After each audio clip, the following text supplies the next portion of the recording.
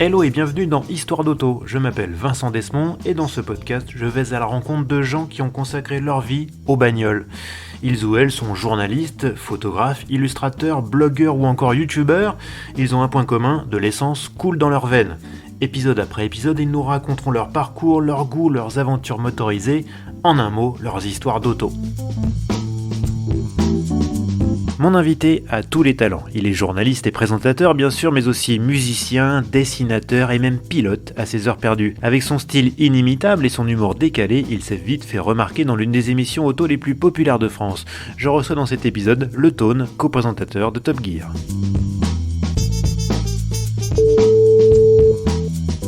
Yep. Salut Le Tone. Bonjour. Comment ça va ? Écoute, ça va bien. Bon, merci beaucoup d'avoir accepté mon invitation. Tu fais partie des invités que je voulais avoir dès que j'ai eu l'idée de ce podcast, en fait. Il y a des noms comme ça qui sortent tout de suite et le tien est venu tout de suite sur le haut de la pile. Me demande pas par contre pourquoi tu es l'invité du 14e épisode seulement, peut-être parce que j'étais trop timide avant. Mais non, mais 14 c'est mon chiffre fétiche, donc ça tombe très bien. Ah bah alors ça c'est formidable, c'était vraiment pas prévu comme ça, mais écoute, ça tombe bien. Bon écoute, avant de parler de bagnole, parce qu'on est quand même là pour parler de bagnole avant tout, mais on parle de voitures, mais on parle surtout de vie, de la vie autour des voitures, de la vie dans les voitures, de la vie à côté des voitures. Mais avant de parler de tout ça, je voudrais quand même, comme j'ai dit en intro, tu es un homme, tu as tous les talents, tu sais tout faire. J'adore quand on dit ça. C'est pas mal. Hein. et peu de gens s'en souviennent, mais tu as débuté dans la musique. Tu as même eu un petit succès dans le style électro au tournant des années 2000. Est-ce que tu pourrais nous en parler un peu ? Avec plaisir. En fait, ça faisait quelques années déjà que je faisais du rap. Et oui. Je me suis installé à Bordeaux. J'ai suivi ma mère qui s'était installée à Bordeaux. Donc je faisais du rap à Bordeaux. Et personne ne voulait de mes textes égocentriques, probablement de blancs middle class. Et il y a un label qui se montait, qui était assez intéressant à Paris. Et ma femme, à l'époque, l'avait repéré et m'avait dit « Tu devrais envoyer une cassette ». Et donc, j'ai envoyé une cassette à ce label. Et j'ai envoyé en fait que les instrus de l'album de rap que j'avais préparé. Donc, j'avais viré ma voix et ils m'ont rappelé. Et j'ai signé avec ça. Et j'avais l'idée de faire pour la naissance de ma première fille un morceau un peu hommage à Lee Scratch Perry, à Bruce Lee et à la naissance de ma fille qui s'appelait Joli Dragon. Joli dragon, où es-tu ? Joli dragon, où es-tu ?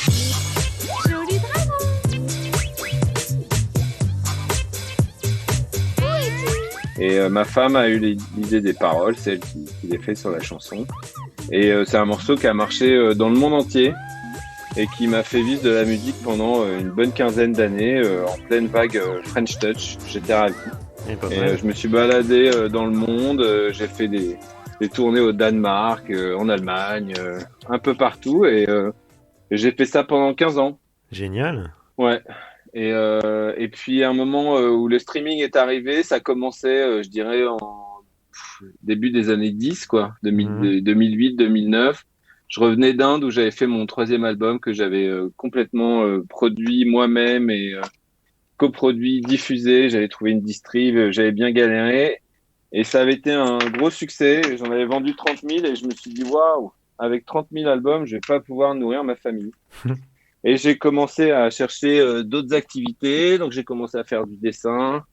J'ai trouvé un agent qui m'a pas mal aidé à trouver des clients et j'ai beaucoup bossé. Et puis dans la rue, j'ai croisé un ancien camarade de classe de Bordeaux quand je me suis installé parce que j'étais revenu à Paris. Et il me dit on cherche un mec qui pourrait essayer des voitures pour le magazine dans lequel je bosse. Et je connaissais bien le magazine, c'était le magazine Intersection qui avait été monté en Angleterre par un pote, qui était un peu à la croisée des chemins entre le design, la culture automobile et beaucoup la mode fringue. Ouais, ce qu'on appelle le lifestyle aujourd'hui, quoi. Voilà, c'était en fait, j'avoue que c'était quand même plus branché bagnole que lifestyle vraiment, mais c'était aussi un moment où les marques automobiles avaient envie de communiquer différemment et trouvaient que c'était cool d'avoir une image cool. Et donc j'ai commencé à faire les essais. D'ailleurs, c'est comme ça que je t'ai rencontré il y a presque une dizaine d'années. Ouais. Et puis le rédacteur en chef est parti bosser chez Apple à ce moment-là à Londres. Et on m'a proposé de prendre la direction du magazine, ce que j'ai fait pendant 5-6 ans. Bon, c'était un peu de briques et de broc, mais ça m'a permis d'avoir une sorte de petit nom dans le monde de l'automobile. Et je me suis retrouvé, par ce biais-là, dans le casting de Top Bon, Gear, alors, que j'ai attends, gagné attends, haut la attends, main. attends, attends, attends. Alors, tu vas beaucoup, beaucoup trop vite et tu survoles tout Je ça vais hyper vite, hein. et ça me plaît pas du tout. Alors, on va se Ah, calmer tout de prenons notre suite. temps. Voilà.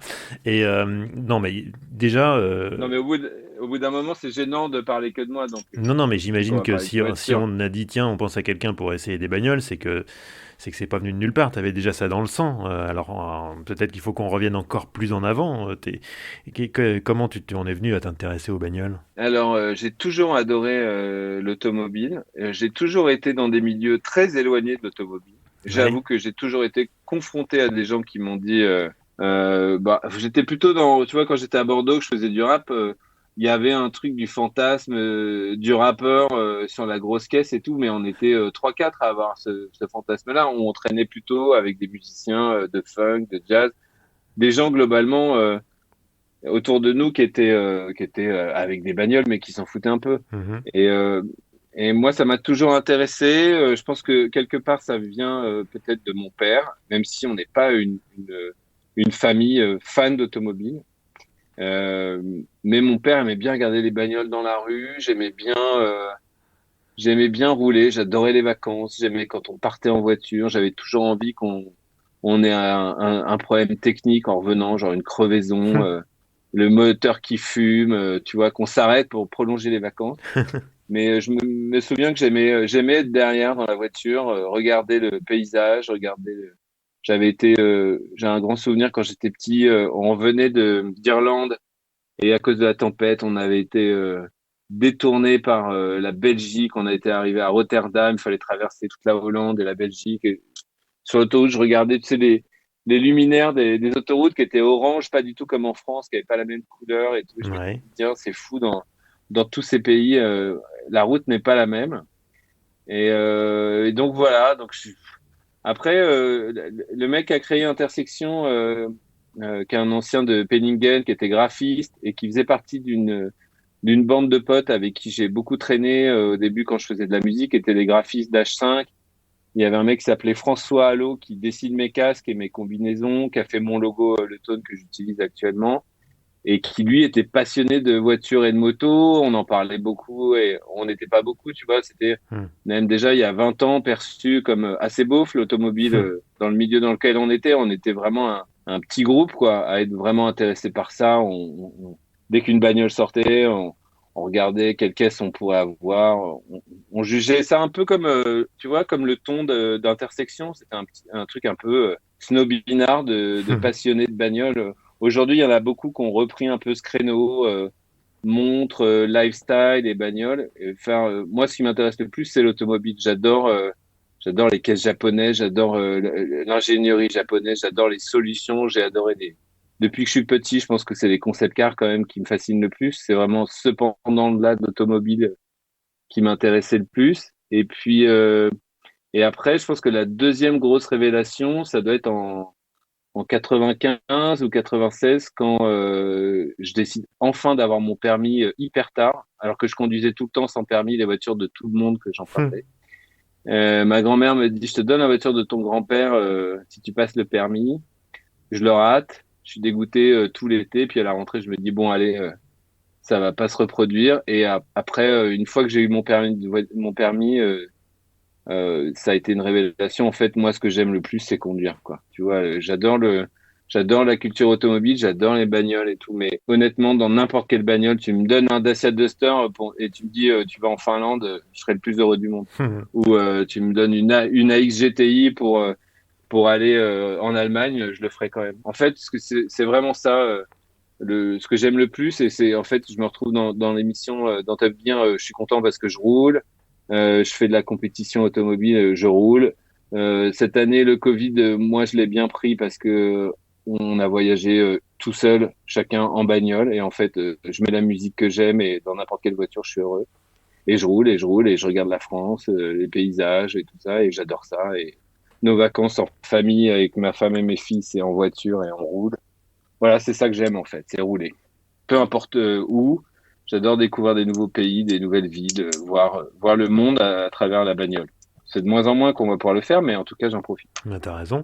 Et alors, c'était quoi ta première voiture du coup? Alors, ma première voiture, c'était la 104 GL de mon grand-père, qui était super. Elle était, Ouais, ça envoie pas du rêve. ah si, mais attends, mais quand on m'a donné la voiture, mais tu m'aurais vu, j'avais les yeux qui envoyaient des flammes d'amour pour la voiture de. En plus, ma grand-père m'avait trimballé dedans pendant une bonne partie de mon enfance.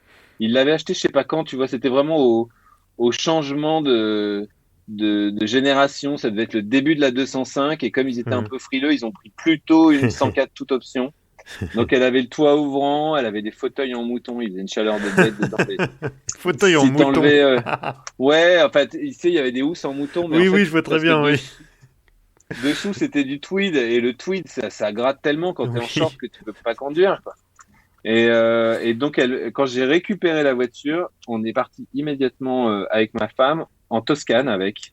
Ouais. Je me souviens juste que je roulais en Italie et que je laminais les berlines à l'entrée de Gênes et que mon compteur était bloqué, la 104 à 170 et que j'avais le pied collé au plancher et que je roulais à fond et je me disais c'est peut-être dangereux mais c'était génial. Et on a fait ça en une journée, on est arrivé chez un pote à Pietrafita qui est une petite bourgade à côté de Sienne Ouais, c'est beau aussi. et il nous a dit je vous attends pour dîner, on s'est allongé, on a dormi direct.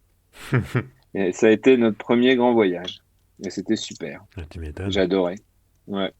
Et la 104, je l'ai gardée. Après, je l'ai ramenée à Paris. Et j'ai pas eu beaucoup de voitures. Hein, tu vois, ça va aller vite. Mhm. Et j'ai dû la garder 4 ans. J'ai signé. Après, il y a eu Joli Dragon et tout. J'ai fantasmé à mort. Je regardais Paru Vendu ou je sais plus, l'Argus et tout. Je me disais, je vais m'acheter une Audi Break. Ça me faisait fantasmer à l'époque. Une grosse A4, toute option, machin. Et le mec de R venait de s'en acheter une, du coup je me suis dit je vais me pencher vers autre chose. Et je me suis fait cambrioler et j'ai demandé à mon beau-père à l'époque s'il pouvait me filer de la thune pour me racheter un ordi. Et en fait en emmenant ma 104 au contrôle technique, je suis tombé sur la première E30 que j'ai eue, qui avait 260 000 kilomètres, qui coûtait 3000 euros à l'époque. Et j'ai appelé mon beau-père, je lui ai dit ça te gêne pas si je m'achète pas un ordi, je vais m'acheter une bagnole. Il m'a dit bah, tu fais ce que tu veux tant que tu me rembourses. Et donc je me souviens que je suis rentré à la maison, j'ai acheté ça. J'étais hyper fier parce que j'adorais cette caisse.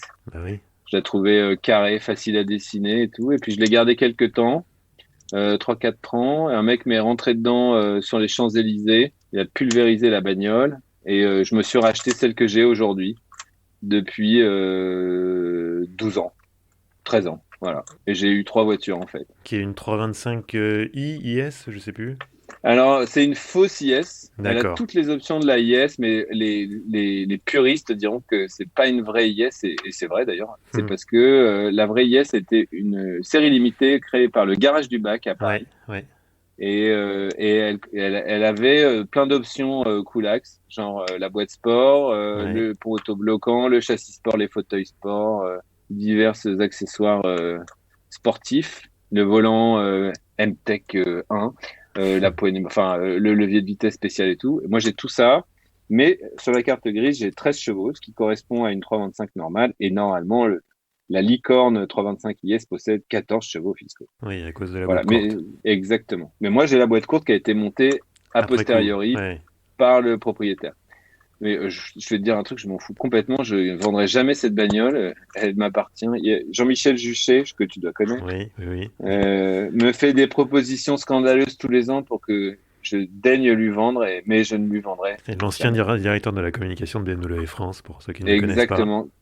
Qui adore ma voiture, qui l'a vue. Et c'est vrai qu'elle est très belle, elle est en super bon état et elle roule régulièrement, donc c'est une voiture qui roule. Je l'adore, j'avoue que je m'en passerai jamais de cette voiture. Bah oui, c'est vrai que c'est attachant comme auto. Et en plus, quand on voit comment les cotes maintenant, c'est devenu n'importe quoi sur les E30. Je pense Ah que oui, tu oui, l'as c'est acheté au fou. bon moment. Bah, je l'ai acheté à l'époque, on m'a dit ouais, t'es ouf, tu l'achètes trop cher. Je l'ai payé 4000 euros. Elle avait 80 000 kilomètres. Oh là là. Et la belle histoire, c'est que elle était à Tarbes. Et je l'avais vue dans un magazine spécial BM à l'époque, BMW Magazine. un nom original. Et j'appelle et le mec me dit oui, elle est vraiment belle, faut la voir. Moi, je l'aime d'amour et tout. Et je me dis, c'est pas possible. Ou il est hyper fort, il est bon comédien, ou alors c'est vraiment une perle cette bagnole. Et donc j'ai été au flanc et j'ai dit bah je viens de Paris en famille, on va l'acheter. Et quand il est arrivé à l'aéroport où on avait rendez-vous, j'ai vu la voiture, j'ai fait OK. Et en fait, on est allé chez lui faire les papiers et il habitait dans la rue où je suis né parce que je suis né à Tarbes. Et il habitait rue Pierre et Marie Curie. Et quand on est parti avec la voiture, la famille, elle avait les larmes aux yeux sur le bord du trottoir et je me suis dit, bah, je crois que j'ai fait une bonne affaire. Cette voiture, elle est super. Et on est rentré, on est allé à Bordeaux chez mon père dans la foulée. Et je roulais dans ma E30 toute neuve, 78 850 km à l'heure. Et je me disais, waouh, je suis trop content, elle est parfaite, il y avait la clim, ça marchait bien et tout. Et on a vachement roulé avec en famille, on a été à Barcelone. On a refait tous les grands lacs italiens. Et j'avoue qu'en Italie, c'est un plaisir de rouler dans une 30 qui est belle parce que c'est pas culturellement une voiture qui voit beaucoup. Et les fans de bagnole, ils viennent direct parler. Italien avec les mains et tout. Et ça vraiment, ça les passionne de voir une 30 nickel chrome. Et j'avais toujours tu vois, je m'arrêtais à la station essence, les mecs ils venaient voir, waouh, elle est super belle, c'est génial. On n'en voit pas beaucoup. Et c'est vrai qu'en Italie, il n'y en a pas énormément de E30. Moins qu'en France ou dans les pays limitrophes de l'Allemagne, par exemple. Même en Angleterre, il y en a quelques-unes. On est allé en Angleterre avec aussi. Ouais, c'est une voiture qui a toujours été aimée, quoi, si je comprends bien. Ouais, en fait, je sais pas, c'était pas culturellement un truc dans ma famille, tu vois. Ils m'ont toujours un peu pris la tête. En disant, c'est un peu la voiture des bandits, des machins. Mon père, il a des À l'époque, Audi, oui, à l'époque où tu l'as acheté, oui, ça avait encore la réputation un peu sulfureuse, le E30, mais bon, aujourd'hui, c'est fini, ça. On verra quand mes fils achèteront des RS3 et on leur dira, ouais, c'est les caisses de Kaira. Bon, alors, bah, écoute, on va refermer un peu cette parenthèse-là, on va revenir un peu à Top Gear, puisque tu abordais toi-même le sujet. Alors, donc ça c'est 2015, tu débarques à la télé dans Top Gear. Comment cette émission est venue à toi, ou comment tu es venu à cette émission d'ailleurs, je sais pas dans quel sens ça s'est passé. On peut dire les deux en fait. Pour être vraiment honnête, j'ai fait partie du listing des candidats à l'émission, mais on m'avait oublié. Et le directeur de la publication d'Intersection à l'époque voulait faire cette émission et quelque part il avait peut-être un peu oublié de me dire qu'il y avait le casting. et en fait, je sais pas, j'étais pas au courant, mais Alexandre Lazerge, que tu dois connaître, qui travaille à GQ, qui est mon bon ami, m'appelle le jeudi soir et il me dit, tu viens vendredi au Circuit Carole? Et je lui dis, mais il y a quoi vendredi au Circuit Carole? Et ben il me dit, c'est demain, il y a le casting de Top Gear. Je dis, quoi? Ah non, je suis pas du tout au courant et tout. Il me dit, bah vite, appelle Delphine Benatar qui bosse à la BBC et elle va te faire passer un essai devant la caméra. Elle va te poser une question sur le pont autobloquant. Je fais, bon, bah, ça va, c'est pas trop dur. Et donc je fonce en scooter à la BBC, je vois la nana. Elle me dit, elle me pose 3 questions et surtout à la fin, elle me dit si tu faisais une autre émission de télé, laquelle serait-elle? Et donc je lui dis de manière hyper flagorneuse, bah moi c'est Top Gear ou rien. Et écoute, ça leur a vachement plu.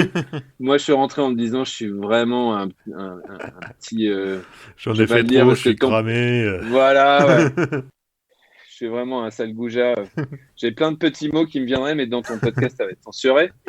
Et en gros, je rentre et je dis à ma femme, j'ai tenté le truc du diable et tout. Bon, finalement, on me rappelle. Circuit Carole, je sais pas si tu l'as fait, toi, le casting. Mais, non. Bon, alors c'était assez marrant parce que moi, je savais qu'on allait avoir une Lotus Exige R.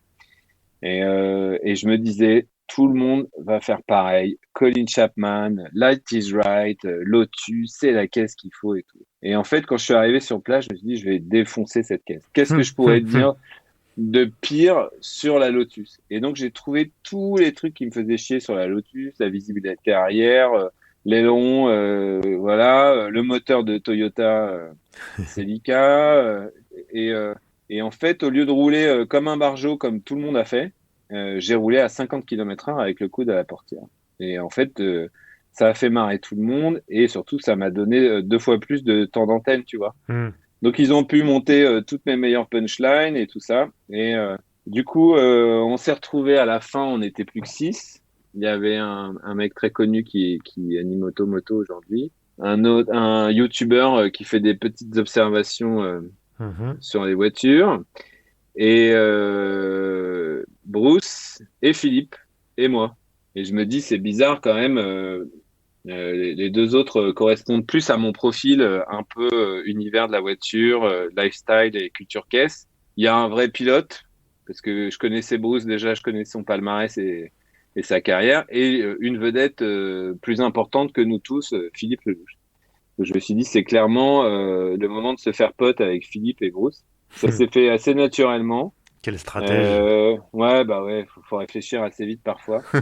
Bon, c'était pas difficile vraiment avec Bruce parce que je l'avais vraiment regardé faire des courses la nuit pendant que je donnais le biberon à mes filles. Donc c'était le seul mec français de la grille en World Series, donc je savais à peu près que c'était lui. Et puis Philippe, je l'avais vu deux trois fois à la téloche et tout. En fait, on a assez vite accroché tous les trois. Il y a eu des hésitations et j'ai ouï dire que la BBC, les Anglais, m'avaient trouvé un peu spécial, différent.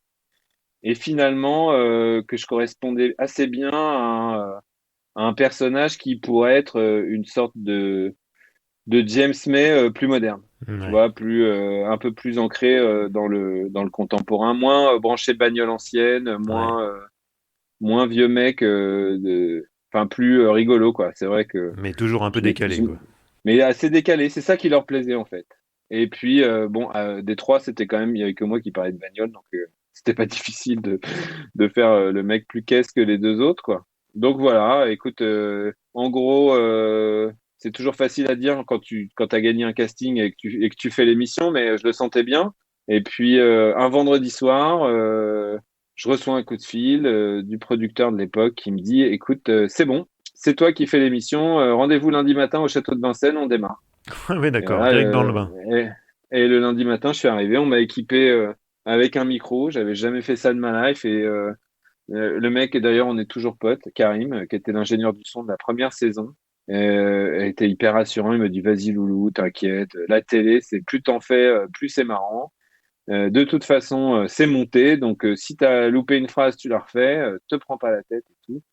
Et voilà, ils m'ont mis sur un bateau sur la Seine et j'ai fait Bastille, Bastille, Pont de Levallois dans la journée. Et voilà. Et j'ai dit le plus de conneries possible au mètre carré. Et en fait, ça a un peu, tu vois, donné le ton de ce que j'avais envie de faire dans l'émission, c'est-à-dire parler un peu du bateau, du moteur. J'ai demandé qu'est-ce que c'était comme bateau, qu'est-ce que c'était comme moteur, machin. Et on faisait un remake d'une course de Top Gear UK qui était traverser une ville, un Ouais. par les airs, l'autre machin.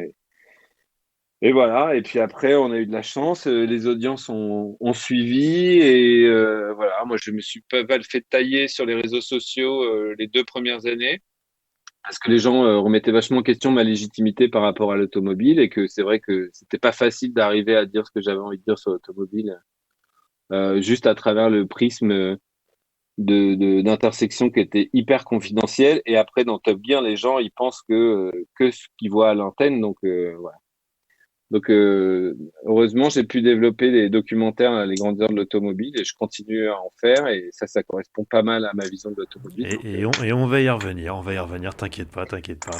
Mais du coup, j'arrête pas de parler, hein. T'as vu, si non tu mais m'arrêtes pas, moi, c'est très bien, mais tu vois, c'est parfait, ça se passe très très bien. Écoute, je suis épaté parce que quand on regarde l'émission, on a vraiment l'impression qu'il y a une alchimie entre Bruce, Philippe et toi, c'est flagrant, c'est venu très vite, comment ça se fait? Parce que vous avez même pas eu le temps de enfin, de ce que tu me dis, vous avez pas du tout eu le temps de répéter, vous, t'as été jeté dans le bain directement et hop quoi. ouais, Comment c'est venu ça? C'est venu vraiment, c'est venu tout seul, sans effort, c'est comme ça? ouais. Alors, est-ce que c'est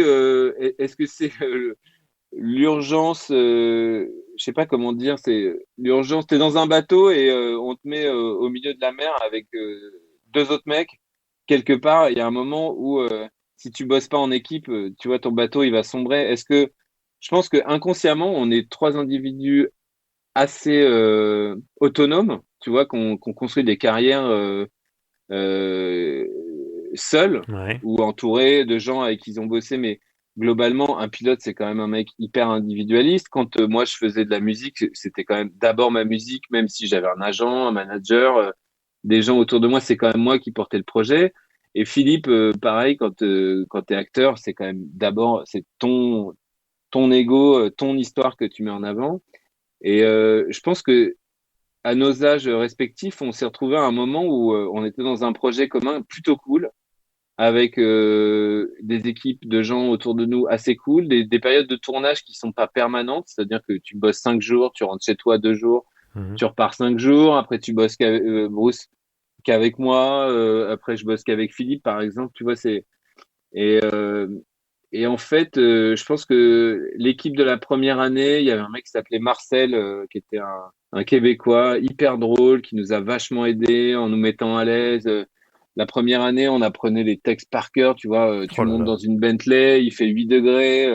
Tu sais que tu dois te dire que c'est un W12, la cylindrée, le Oi, nombre de oi, oi, oi, chevaux. oi. Voilà, donc tu as 3 passages. Il faut que en même temps que tu mettes du rythme dans la caisse et en même temps que tu donnes les bonnes infos. Et si tu mets pas un peu d'humeur, et ben en fait, ça fait magazine et Top Gear, c'est pas une question de Ah oui, oui, magazine. oui. Donc on a trouvé des trucs petit à petit. Moi, par exemple, en fait, je devenais bon au moment où on me disait c'est bon, t'as dit tout ce qu'il fallait et il laissait tourner les caméras, tourner à l'intérieur. Ouais. Et là, je rentrais avec la caisse à l'hôtel et je disais tout ce qui me passait par la tête, genre des trucs qui sont devenus un peu, je sais pas, genre ma signature dans Top Gear, tu vois, c'est beau, ce cuir de cuir, ou tous les trucs débiles que tu fais avec tes potes en fait. Et Bah en oui, fait, c'est ça, Top Gear, c'est ça, c'est bien t'es avec sûr. ton meilleur pote en bagnole et tu déconnes, tu fais ah il y a un bouton téléphone, ça fait quoi? Ah, tiens, ça fait téléphone. Ah il y a un bouton nav, c'est quoi? Enfin tu vois toutes les conneries que tu peux faire à tes potes. Et donc ça fait quand même 7 ans qu'on fait ça et on a fait des trucs ensemble. On est parti, t'imagines, on a passé 15 jours au Japon, on a fait Mhm. 1600 kilomètres en 15 jours. On s'est pris un torrent dans la gueule en Jordanie. Bruce, il nous a foutu en vrac dans une dune. Et puis, voilà, on est devenus potes de boulot. Tu vois, Ouais. bon, avec Bruce, on est vraiment proches parce qu'il m'a coaché pendant mes premières saisons en championnat de France de Caterham. Donc, je le voyais. On est passé le voir avec mes filles dans sa maison de campagne. Et maintenant, c'est pareil. On va voir Philippe à Saint-Trope quand on est dans le coin.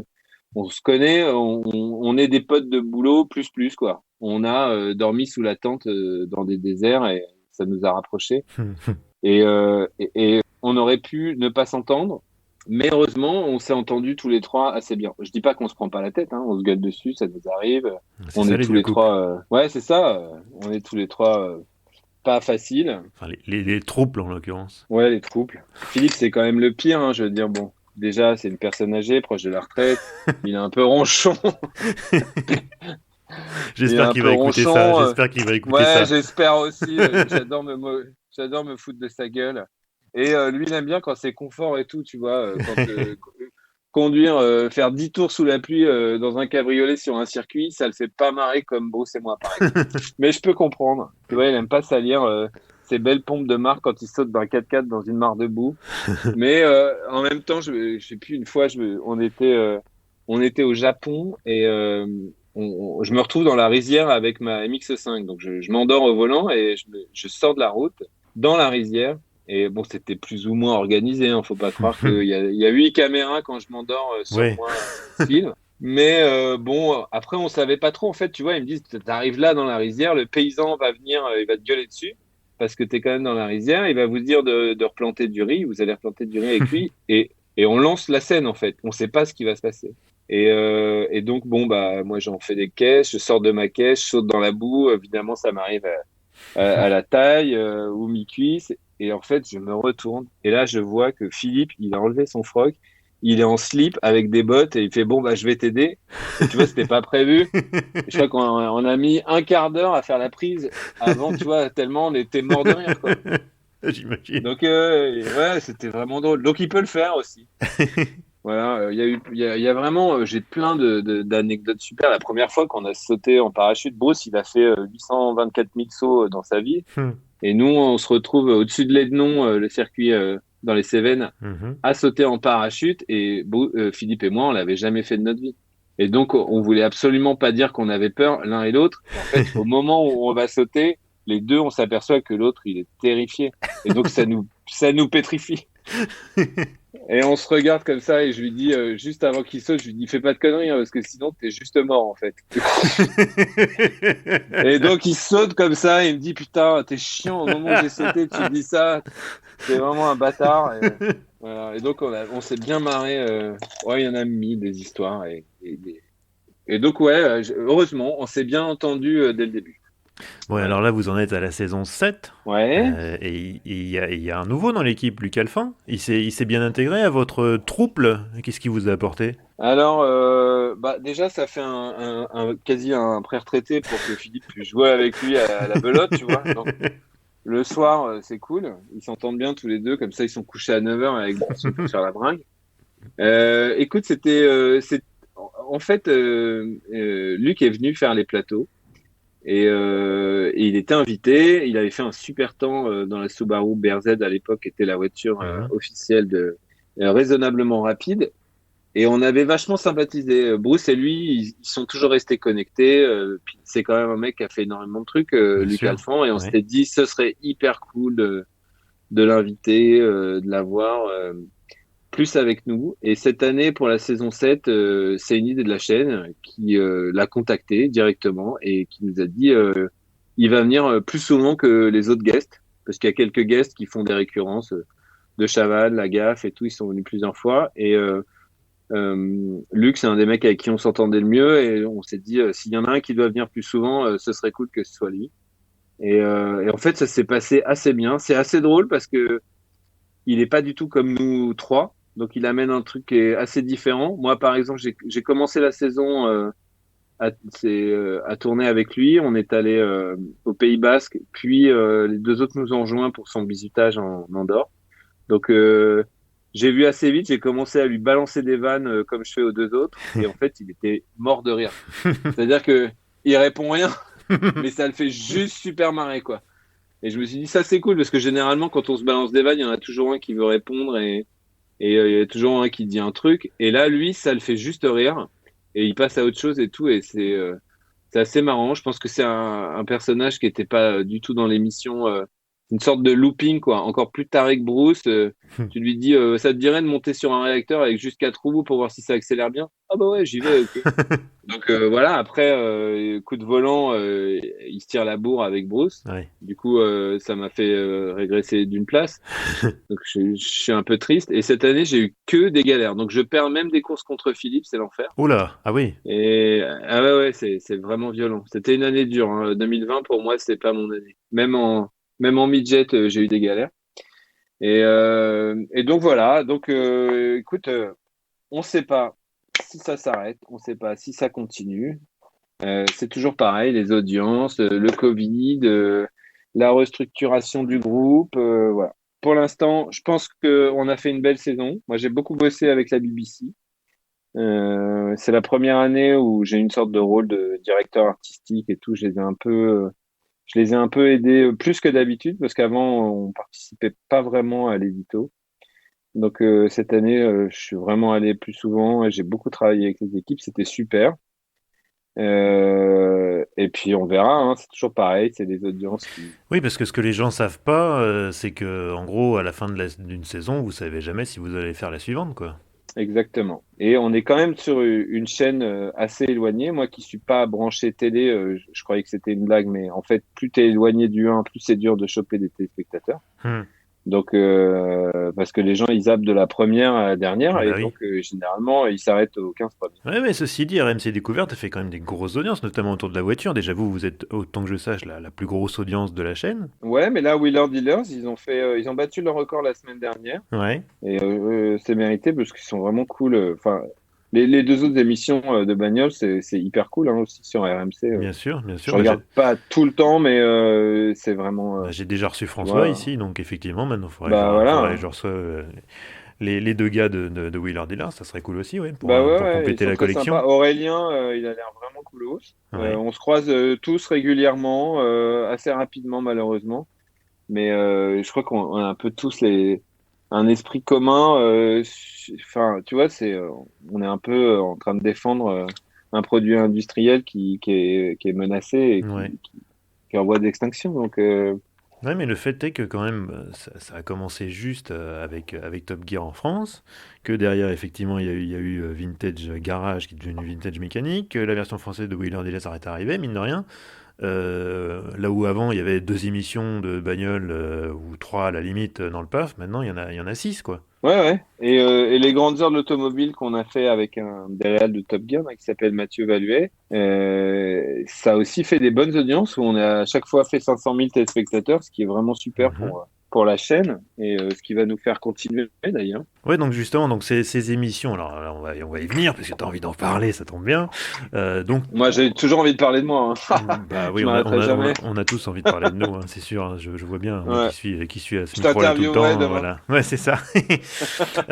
Donc, sauf erreur, jusqu'à présent, tu as fait des marques françaises, Peugeot, Oui, Citroën. alors, au départ, le premier, c'était un one-shot normalement, un 120 minutes, donc Ouais. 2 heures, sur les grandes heures de l'automobile française. Ouais.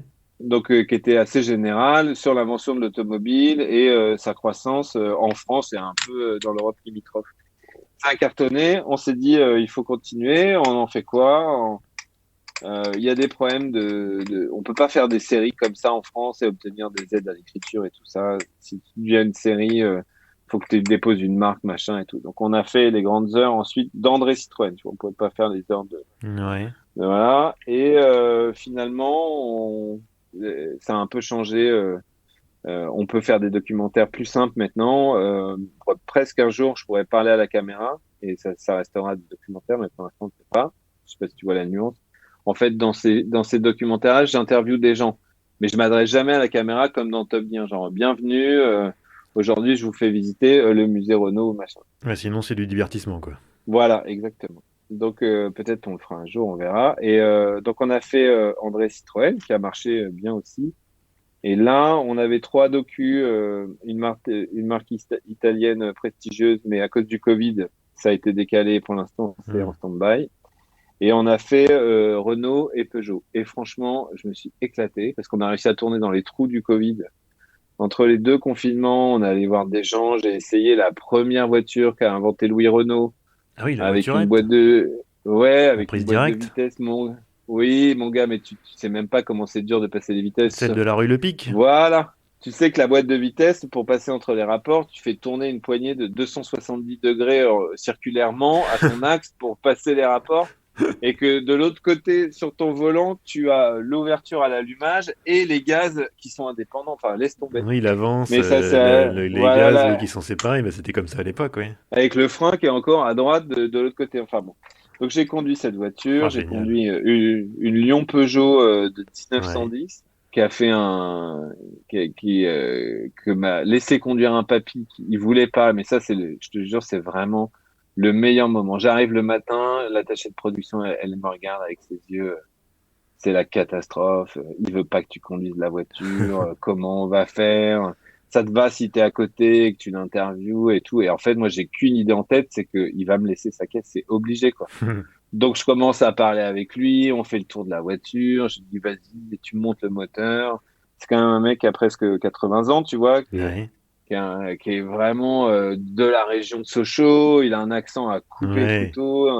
Et on sympathise et on parle et on parle. Et puis à un moment, je le sens, tu vois.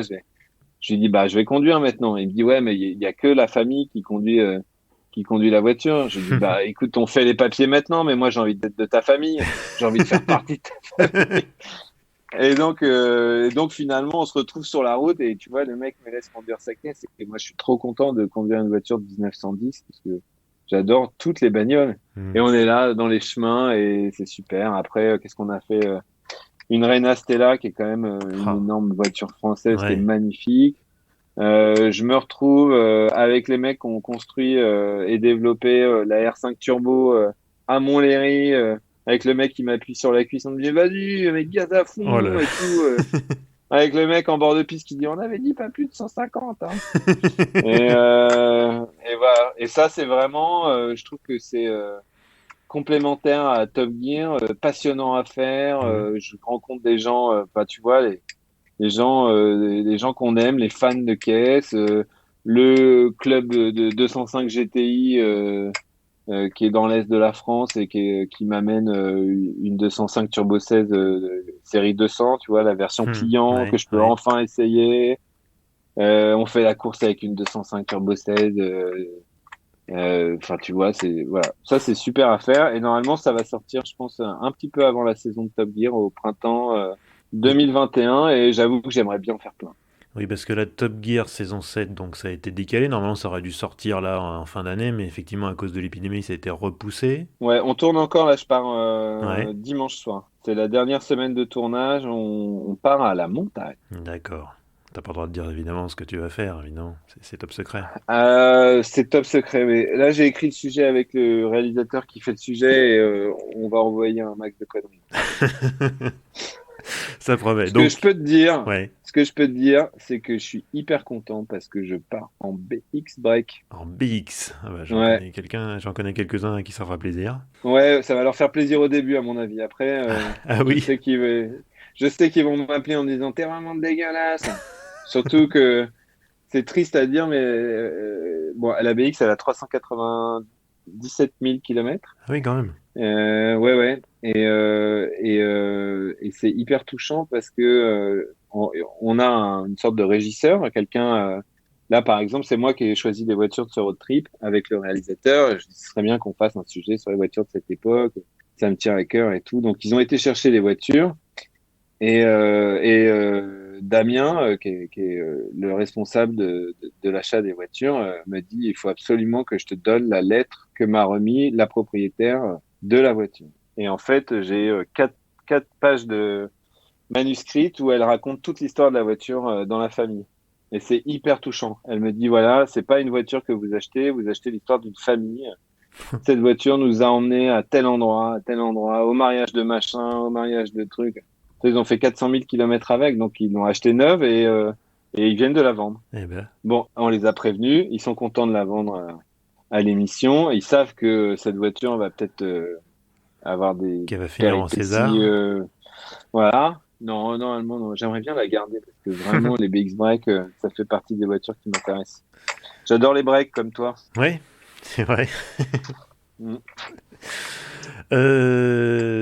Du coup, tu m'as troublé là, tu vois. Bon, alors, Bah, tu sais, je voulais m'acheter ta voiture, mais comme tu l'as fait, maintenant, j'ai dû la rayer de mon carnet, tu donc je sais, suis sur d'autres trucs. on peut être plusieurs journalistes automobiles et avoir la même voiture, hein, c'est pas très grave, hein, tu sais. Ouais, mais honnêtement, s'il y avait un mec qui arrivait avec une 30 récente, là, ça me ferait chier. Je te dis en toute honnêteté, j'ai jamais acheté la même caisse que mes potes. Donc une fois que c'était fait, j'ai longtemps rêvé d'une Lexus IS 300 Sport Cross, hein, Ouais, enfin ouais, ouais, c'est le ça, ouais. break. Ouais, ouais. Voilà, et j'ai un pote qui s'en a acheté une. Là, j'ai bah, Yorgo, un de mes bons potes qui a créé Intersection, il vient de s'acheter la V60 T8, qui était dans mes targets aussi, et quelle voiture Mhm. j'aime bien. Et donc là, j'aimerais bien m'acheter un break, ouais, pour mettre mon vélo, pouvoir me balader et mettre des caisses de pif quand je me voyage en France. Donc je suis sur les breaks, mais j'hésite. Bon alors, j'ai une question qui a été posée par un internaute sur Twitter. Cet internaute s'appelle Vincent, alors c'est un autre, hein, c'est pas moi. Vince, je te passe le bonjour au passage parce que je me doute que tu vas écouter cet épisode. Lui, il posait la question, quel est ton budget fringue? Alors moi, je trouve que parler d'argent, c'est un peu vulgaire, mais j'ai quand même envie de te demander la question que la France entière se pose. Toon, quel est le secret de ton style vestimentaire inimitable? Eh ben, je ne sais pas. C'est ce que j'ai envie de mettre. Alors, souvent, pour simplifier, on dit que je suis à la croisée des chemins entre un sapeur zaïrois et un lord anglais. J'adorerais, mais honnêtement, je pense que je suis une sorte de vieux rappeur qui a mal vieilli et qui mélange les baskets et le dandysme. Non, mais je crois que l'analyse entre mi-chemin entre le sapeur et le lord anglais, il y a de ça, ouais, c'est vrai que c'est pas mal vu. Ouais, j'aime bien les imprimés, j'aime bien les motifs, j'aime bien les patterns, les trucs qui se répètent. Ouais. J'aime bien que ce soit assez voyant. Je pense que quelque part, le fait de faire Top Gear m'a désinhibé, c'est-à-dire que j'y vais vraiment parce que je sais que ça fait partie du truc du spectacle Ouais. De et ton que personnage. ouais, mais en fait, j'avais vraiment envie de m'habiller comme ça et c'est vrai que si j'avais bossé dans une banque, je l'aurais jamais fait, tu vois. Oui, c'est sûr. Et quand je faisais des concerts, j'aimais bien m'habiller spécialement pour les concerts. Peut-être que dans la vie, j'assumais moins et que, en fait, au bout d'un moment, je me suis dit, mais en fait, habille-toi comme tu as envie de t'habiller. Donc, honnêtement, je suis assez raisonnable. Je m'habille globalement chez H&M. J'ai deux, trois marques fétiches. J'adorais m'habiller chez Gucci, mais je vais pas mettre 800 balles dans un sweat, tu vois. Je préfère inviter ma famille au resto et acheter des amortos pour ma trompe. Oui. Donc voilà, c'est H&M. Je pense que c'est un bon budget annuel, ouais, effectivement, quand même. Surtout les baskets, quoi. Ça coûte cher les Ah baskets. oui, c'est J'adore clair. ça. J'adore ça. Et bon, je recycle après. Je pourrais faire un jour des montages avec les fringues que j'ai déjà mis durant les 6 saisons. Il y a des trucs que j'ai par exemple un toc, il y a une fringue que je mets une fois par saison de Top Gear en disant qu'elle me porte chance et elle a fait les 7 saisons. Donc voilà, Vince, si tu veux t'amuser, trouve, enfin pas toi, hein, mais le Vince en question, trouve quel est cet accoutrement que j'ai mis chaque saison de Top Gear. Et puis peut-être qu'un jour, et qui sait, il y aura une émission, le style du tone, ou le style par le tone, ou je sais pas, peut-être qu'il y a un truc, peut-être qu'il y a un truc à Ah, faire là. ce serait le rêve, tu vois, de voir débarquer une équipe américaine de tournage qui dit, waouh, aujourd'hui nous allons étudier le style de l'auto. Mais The non. French style. Ouais, je pense que pour les amoureux d'automobile, c'est déjà assez spectaculaire, mais que la mode en général ne m'a même pas encore aperçu dans son prisme. Ne vendons pas la peau de l'ours avant de l'avoir tué. Déjà, moi je suis heureux et ma seule limite, c'est quand mes filles me disent non, non, ça c'est too much, je peux pas. Donc là, je le fais pas. Voilà. Bon, alors, Tone, tu es musicien, journaliste, présentateur télé, mais tu l'as évoqué aussi en début d'émission, tu es aussi dessinateur. Alors, qu'est-ce que tu dessines? Est-ce que tu fais de la BD? Est-ce que c'est publié? Dis-nous tout. Alors, j'ai jamais été publié. J'ai été illustrateur, je sais pas comment dire, illustrateur de commande où des marques m'appelaient pour faire des illustrations. Tu vois, par exemple, je sais pas, une année j'ai fait le calendrier de Next City, donc c'est pas très Mhm. funky, mais en fait, il fallait faire une vingtaine d'illustrations d'immeubles, de dessins. Moi, je fais un peu la ligne claire, tu vois, noir et blanc dessiné. Ouais, t'as un style sympa, je trouve. T'as vraiment ta patte à toi, Ah bah, c'est sympa, quoi. merci. Et bah, donc j'en ai vécu à une époque où juste avant Top Gear en fait c'était plutôt pas mal. J'ai fait beaucoup de trucs. J'ai bossé avec Hermès, j'ai bossé avec le fooding, tu vois. J'ai fait des dessins. Mhm. Même j'ai été essayer des restaurants pour eux. Donc j'adorais. Je prenais ma caisse, j'allais essayer les restos et je faisais des petites reviews. Et j'ai même dessiné. J'ai fait une expo C42 sur les Champs-Élysées, donc le truc le Citroën Citroën. Store. Mon fait de gloire, c'est d'avoir exposé à Beaubourg pour une exposition collective avec Rirkrit Tiravanija, qui est un super artiste contemporain thaïlandais. Donc La j'avais fait un classe. grand mur qui traçait des liens, un peu comme un mur à la craie au Posca blanc, qui traçait des liens entre les artistes musiciens et les artistes graphiques depuis l'Égypte jusqu'à aujourd'hui. Et donc voilà, après il y a eu Top Gear, j'ai plus eu le temps de beaucoup bosser pour des clients, des machins, même si je fais toujours pour Citroën une ou deux illustrations par an. Ils ont un dépliant dans les concessions que tu peux consulter où ils ont un arbre chronologique avec des voitures dessinées. C'est moi qui leur fais chaque année ce genre de truc.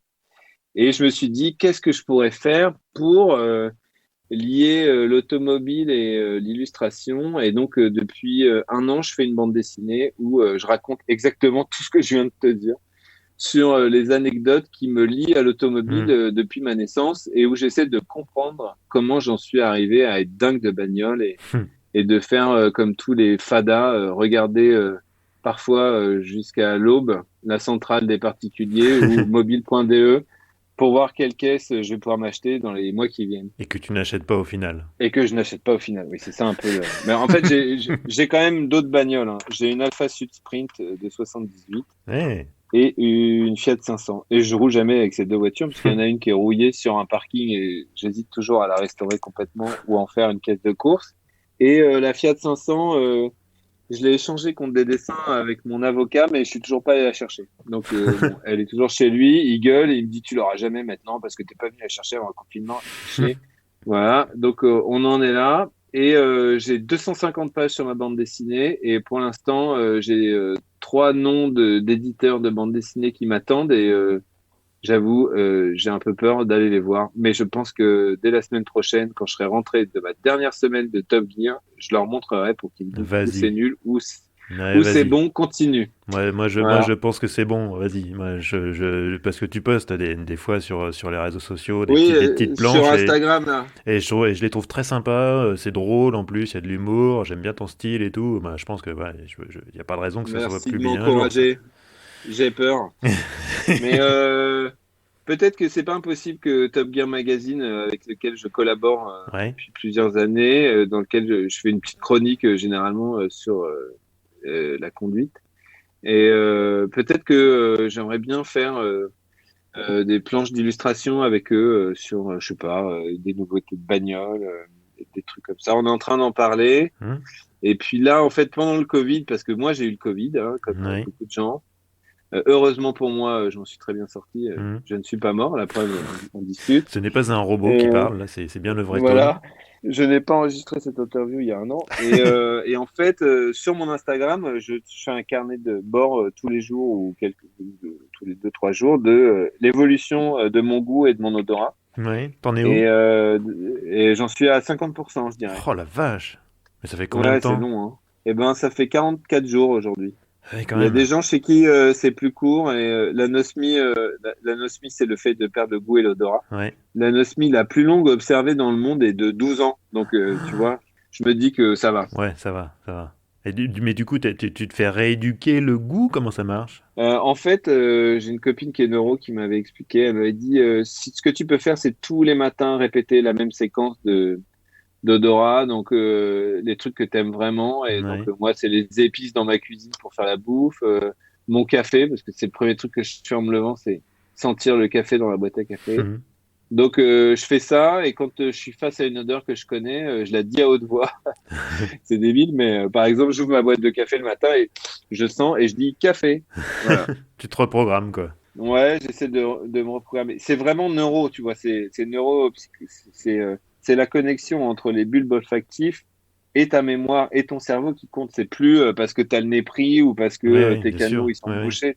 C'est vraiment un truc qui s'est passé entre les neurones et le cerveau. Par exemple, au tout début, quand ça a commencé un petit peu à revenir, mon cerveau il échangeait des odeurs. Donc j'avais une odeur de camembert, mais en fait c'était du roquefort. Mais c'était vraiment ça. Tu vois, il disait ah c'est du fromage. Ouais, vas-y on lui met le patch fromage.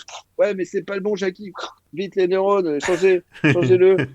Donc voilà, le goût ça c'est pas mal revenu et l'odorat c'est plus compliqué. De loin je sens rien. La nuit je sens rien. Tu vois, je vois que par exemple là on fait les tournages, normalement on traverse des bois et des forêts entre l'hôtel et le circuit où on travaille. Et je me souviens qu'avant je sentais l'odeur de ma E30 le Hmm. matin, le moteur qui monte en température, l'odeur des sous-bois qui Hmm, passent dans la voiture, parce hmm. que c'est quand même une vieille bagnole donc c'est pas très bien isolé.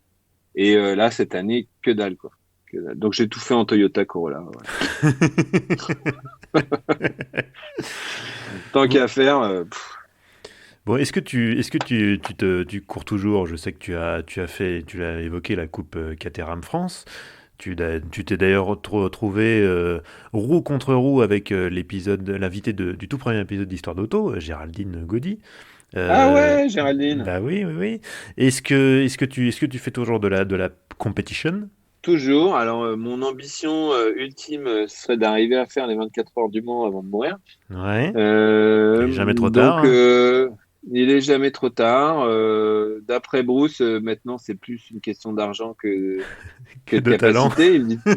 Il dit tu pourrais le faire, mais il faudrait que je règle un problème que j'ai et qui est problématique, c'est que j'ai des gros troubles de la concentration et depuis l'enfance et que Ah ouais. parfois je me déconcentre. Voilà. Ah ouais. Je suis pas hyper concentré. Donc En endurance, ça peut être gênant quand même. voilà, quand tu es à la deuxième heure et que tu te rates une audière et que tu passes de 292 à 100 km/h, si tu te loupes de 2-3 mètres, ça peut être vraiment problématique. Mhm. Et donc, c'est un peu mon problème, c'est que parfois, dans les courses, quand je suis un peu au milieu du peloton, et ben, je pense à autre chose. Et puis, je regarde les arbres en bord de piste.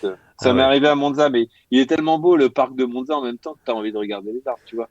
Oui. Quand tu es tout seul, j'étais huitième et je me disais, bon, personne devant, personne derrière. Et puis j'avais loupé mon freinage, fait un bac à gravier, j'ai perdu 3 places. Et après, je me remotive. Donc oui, cette année, j'ai roulé en midget 2 litres. Oui. La midget qui est une super bagnole inventée par Dero, qui a un nom Jean-Philippe assez Dérault, connu ouais. dans le milieu de l'automobile. C'est un châssis tubulaire avec une coque en fibre, un moteur de Clio RS qui fait 230 chevaux, une Mhm. boîte séquentielle Sadel, que des produits français, ça c'est cool. Hmm. Et des pneus Michelin cette année, qui sont pas les plus rapides, mais qui ont tenu toute la saison. C'était Ouais. l'idée de faire une formule économique. Et cette même voiture est upgradable assez facilement. Elle devient super tourisme avec un V6 Nissan, je crois, Mhm. et la même boîte séquentielle. Et c'était la dernière version du super tourisme en France. Anthony Beltoise roulait là-dedans, Sébastien Loeb et tout. Et en fait, 2 mecs, Christophe Cresp et Stéphane Roux, ont racheté la formule à Jean-Philippe Dérault et ont décidé de relancer le championnat. Et par l'intermédiaire de Bruce, ils m'ont approché en me disant est-ce que ça te brancherait? Et en fait, moi, ça m'intéresse vachement parce que je suis passionné de course automobile. J'adorerais rouler dans n'importe quoi, mais quand tu vas sur les circuits, bon, malheureusement, c'est pas la bonne année pour en parler puisque les circuits étaient quasiment interdits au public, mais j'espère que ça va être levé et que les gens pourront revenir sur les circuits. La Midjet, c'est un parc ouvert où les gens peuvent se balader entre les voitures, venir parler aux pilotes, Hmm. venir voir les voitures. Et j'adorerais rouler en Porsche Cup, mais tu vois, c'est des box fermées, les gens n'ont Hmm. pas accès aux bagnoles, il y a des fanions et des attachés de presse partout. Et en fait, je me sens légitime pour faire la promotion d'une catégorie automobile à budget Hmm. raisonnable. Bon, ça coûte cher, mais c'est quand même moins cher que beaucoup d'autres trucs. Oui. Et donc, bah, je suis devenu ambassadeur de leur formule. Donc, je fais des vidéos où je raconte mes courses qui ont été plutôt mouvementées cette année. Donc, j'ai Hmm. une chaîne YouTube qui s'appelle Télétone, Mhm. qui est très modeste, hein. Il faudrait poster une fois par semaine. Et moi, généralement, je sais plutôt une fois par mois, voire une fois tous les 2 mois. Donc, mais ça m'aide en fait à promouvoir. Je peux dire aux gens, allez voir ma vidéo sur tel truc. Donc cette année, ils m'ont payé tout le championnat et ils viennent de m'appeler la semaine dernière. Ils me disent qu'ils veulent recommencer, peut-être sur 2 ou 3 ans. Donc on est reparti et je vais rerouler en midget de litres l'année prochaine. Et puis je choperai tout ce qu'il y a à choper à côté, comme je sais pas. Une année j'ai fait le trophée Andros. Mhm. Mais bon, moi je suis plus circuit sec. Ouais. Et donc j'aimerais bien essayer un proto par exemple, ça me plairait bien. Je me suis pas trop mal démerdé au simulateur, donc si j'arrive à rester concentré, je peux rouler vite. Donc voilà. Donc voilà, je vais continuer l'année prochaine. Bon, bah, c'est une bonne nouvelle. Alors, j'ai une autre question d'un ami qui s'appelle Dominique sur Facebook qui pose une question très précise. Quelle est ta voiture préférée des années 80? De préférence parmi celles que tu as essayées. Alors, du coup, il doit y avoir la série 330, mais tu en as peut-être une autre? Bah, la série 3 et 30, c'est ma voiture, hein. Elle est, tu vois, elle est presque hors catégorie. Alors Hmm. je cherche et je suis en train de réfléchir. Et c'est tellement dur. Et j'ai un compte Pinterest Ouais, qui sert uniquement à mettre les voitures dans lesquelles j'ai roulé. ouais. Tu vois, c'est le seul truc que j'ai trouvé pour être sérieux et classer les bagnoles pour Mhm. me dire un jour si j'ai besoin de voir toutes les voitures dans lesquelles j'ai roulé. Ah, t'es Donc à chaque super fois que je sors d'une organisé. bagnole, ouais, chaque fois que je sors d'une bagnole, je rajoute cette voiture à mon compte Pinterest. Hmm. Je crois que c'est pas vraiment les années 80, c'est début 90, mais la caisse qui m'a le plus impressionné, c'est la Honda NSX, la première. Ouais.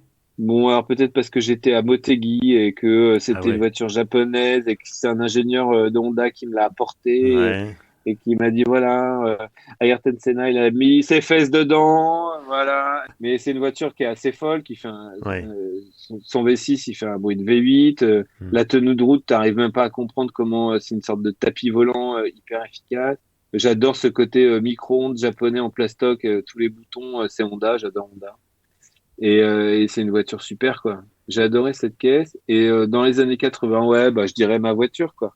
Et plus ma voiture encore que la M3 E30, qui est une voiture folle, mais la 325i, c'est vraiment une voiture pour rouler, quoi. Tu te mets en cinquième dans Paris, tu roules à 40 km/h en pleine nuit sur les Bah oui. Champs-Élysées.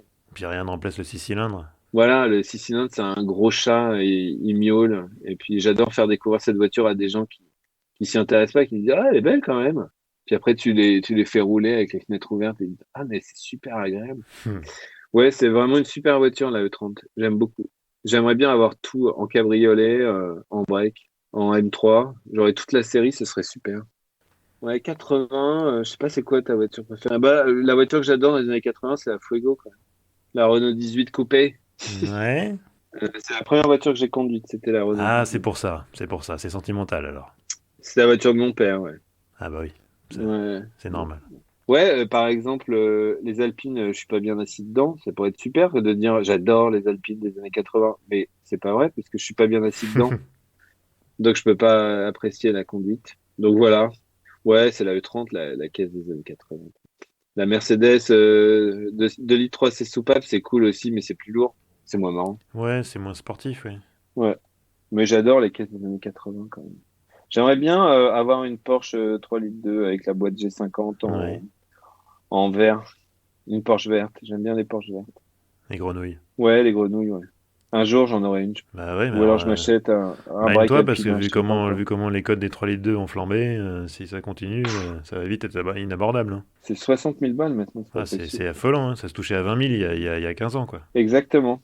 J'en ai refusé une à une époque où j'étais hyper clairvoyant. Je dis, ah non, non, j'attendrai. Mais si, prends-la, Tone. 20 000 balles en cabriolet avec la boîte G50.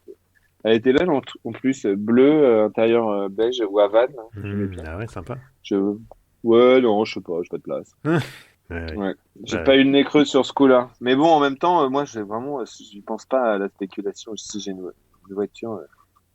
Et c'est vrai qu'en ce moment, on veut plus regarder les BM E46 que les autres, quoi. bah C'est oui, ce qui oui. coûte le moins cher pour le plus de plaisir. Ouais, je suis d'accord. Je suis d'accord. On fait un nouvel épisode sur toutes les voitures qu'on pourrait s'acheter à la prochaine fois. Ah bah sûrement, oui, de toute manière, si tu veux revenir, Je tu es le peux faire bienvenu, la mais de nuit toute manière, là-dessus, je moi. te mets pas à la porte tout de suite, hein, parce que tu sais que dans ce podcast, à la fin de chaque épisode, je pose 4 questions à mes invités, des Ah, questions rituelles. Et la première, c'est, bah, tu l'as évoqué de toi-même, tu passes des jours et des nuits sur les sites d'annonces. C'est quoi ta dernière recherche? ah ouais. Ma dernière recherche, c'est, mais ça va peut-être ce sera peut-être ma prochaine voiture. Ah, En ce moment, je suis sur bah, justement les Alpina E46 break. Voilà. Les ouh, B3, 3 litres 3, voilà, ça me plairait bien. c'est chaud à trouver ça. Ouais, c'est chaud à trouver avec une boîte manuelle encore plus, je te dis pas. Et verte avec les liserés. Tu les trouves en Belgique, en Allemagne? Ouais, Allemagne, Allemagne, Luxembourg, enfin Ouais. tous ces pays-là. J'évite, c'est vrai, dans mes recherches, je me dis l'Alpina un peu bizarre en Tchécoslovaquie ou en Pologne, j'y vais pas. La Hollande aussi, ils sont assez fans Ouais? d'Alpina. Ouais. Il y a ça, et puis sinon, C63S AMG, j'aimerais bien. Ouais, À la S, donc la biturbo. ouais, la 510 chevaux, tant qu'à faire. Oui, oui, oui, oui. Autant en avoir trop, quoi. Voilà, Bon. c'est mes recherches actuelles. Et puis, de temps en temps, je me dis, non, mais en fait, le vrai truc qui me ferait kiffer, c'est d'avoir une Porsche. Donc, je regarde. Et on retourne au point de départ à la 3 litres 2 que tu as raté, etc. Bon, bref. Voilà, exactement. Et le couteau remue tout seul dans la plaie, c'est génial. Voilà, c'est Ton meilleur cyclique. souvenir de road Ouais. trip, Tone? Je suis sûr que t'en as plein, mais surtout avec Top Gear, mais celui qui t'a vraiment le plus marqué. Oh, franchement, je crois que c'est la première fois que je suis allé en Grèce avec mes filles. Ouais. Où j'ai découvert les routes de Grèce et j'ai vu que c'était le seul pays du monde où tu pouvais vraiment être en avance sur ce qu'indiquait ton GPS, puisqu'il n'y a pas de contrôle de police, qu'il y a des petits totems partout qui laissent penser que la route est hyper dangereuse et c'est le cas. Je sais pas, c'était la première fois qu'on allait loin, on a pris le bateau, on a traversé l'Italie, on est arrivé en Grèce et on découvrait la Grèce en voiture et je pense que c'est un des plus chouettes road trips qu'on ait fait.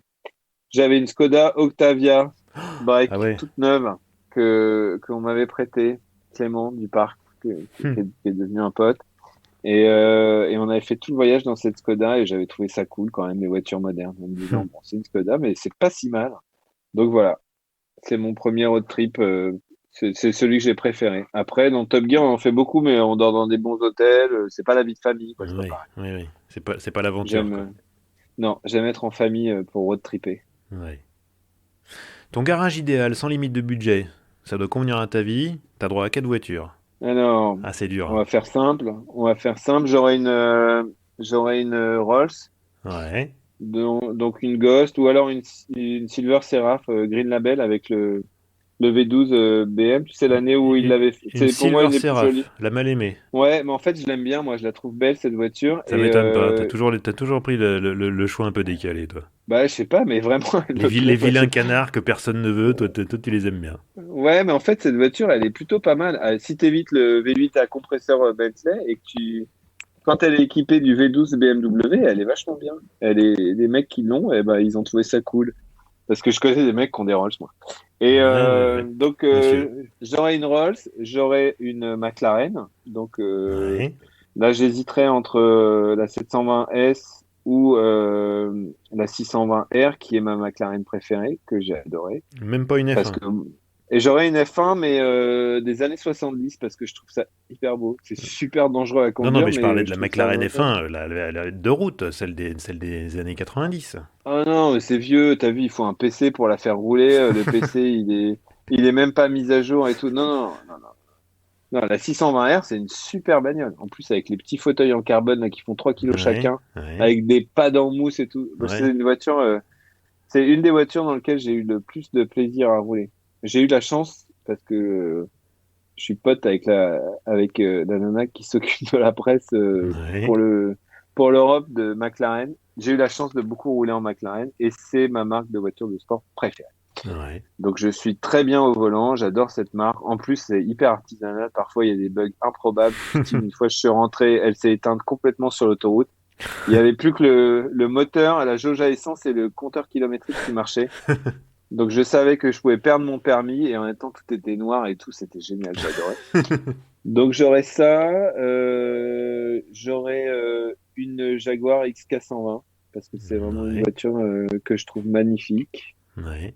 Avec un moteur de légende. Voilà, que j'aimerais vraiment avoir. J'aurais une Mercedes 300 S7 qui est la première, à mon avis, supercar de l'histoire et Ouais, qui est une voiture ouais. extraordinaire. Elle revient souvent, celle-là, dans les garages vidéo, hein. Bah, je me souviens, je l'ai essayé à Malaga. Elle était là pendant les essais Ouais. je sais plus ce qu'on essayait. Je crois la nouvelle classe C à Bah l'époque. non, mais je pense que peut-être la SL de 2000, de 2000 par là, parce que régulièrement Oui, quand oui, ils faisaient des 2015.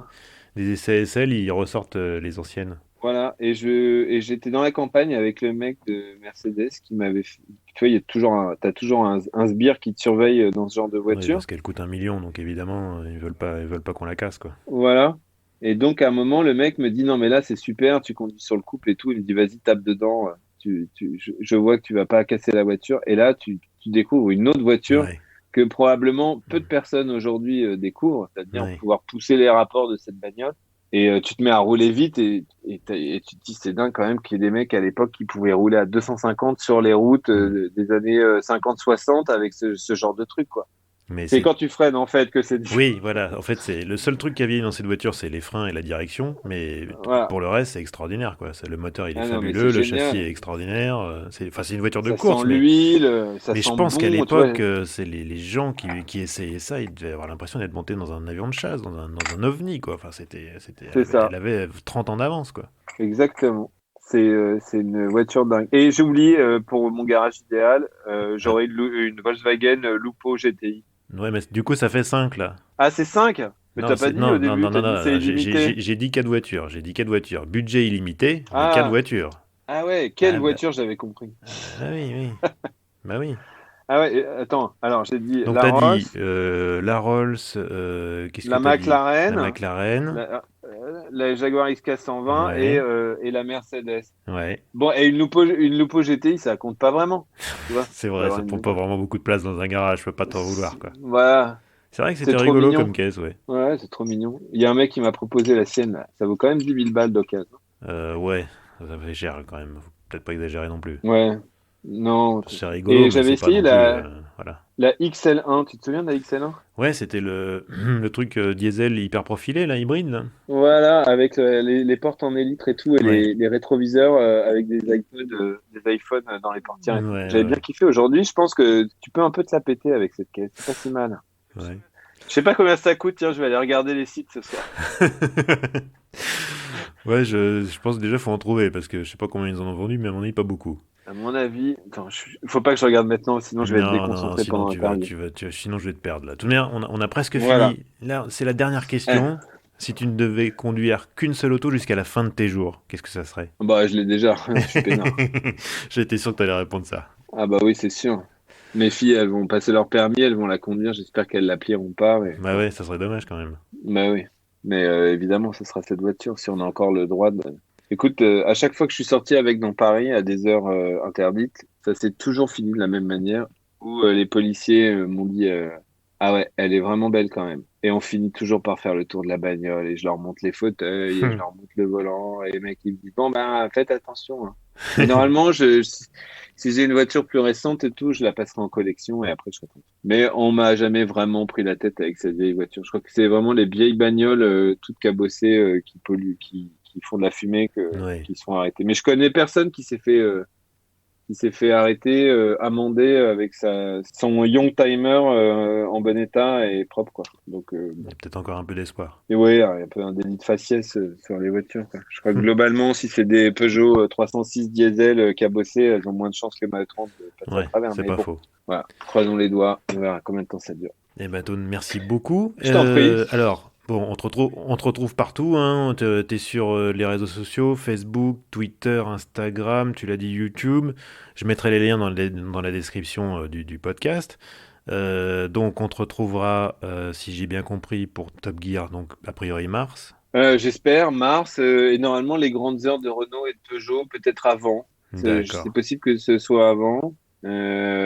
C'est vraiment Instagram le réseau sur lequel je suis le plus présent. Je réponds aux gens qui m'envoient des trucs gentils généralement. Ouais. Et c'est là où je mets les stories. C'est le seul endroit où je mets mes stories quotidiennes, mes petits dessins, mes machins. Mhm. Et je fais des playlists aussi une fois par mois pour écouter dans votre bagnole. Ça s'appelle Cartone. Hyper original.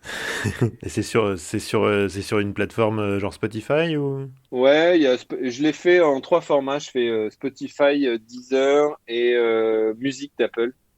Et en gros, je les poste dans les 3 premiers jours de chaque mois sur mon Facebook avec les liens. Bon, bah, ça va faire beaucoup de liens Voilà. dans la description du podcast, mais écoute, ça sera très bien. Ouais, tu vas trouver sans problème. C'est bien les liens. Ouais, Ça crée des liens. Exactement, exactement. Et ce que je dis toujours, la voiture, c'est le meilleur réseau social. Mais carrément. C'est Hmm. carrément. T'as envie d'aller quelque part, t'as envie d'y aller en voiture. Bah oui, bah oui. Bon, Et il puis, y a, une fois il y que a des gens qui. t'arrives avec la bonne voiture, bah, tu crées des discussions, tu crées des échanges, c'est ça qui est bien aussi. Complètement. C'est trop bon de conduire. Bon, bah, Tone, hein, je vais te laisser Bon, tranquille, bah, je vais te merci. laisser te reposer. Je crois que tu as eu une journée un peu remplie, donc va te reposer. Moi aussi, je vais aller faire un bon dodo. Et puis au plaisir de rediscuter. Et peut-être qu'on se retrouvera sur ce magnifique podcast. Avec plaisir. Merci à toi. Salut, Tone, bye bye. Merci. Salut. Au revoir à tous. Ciao.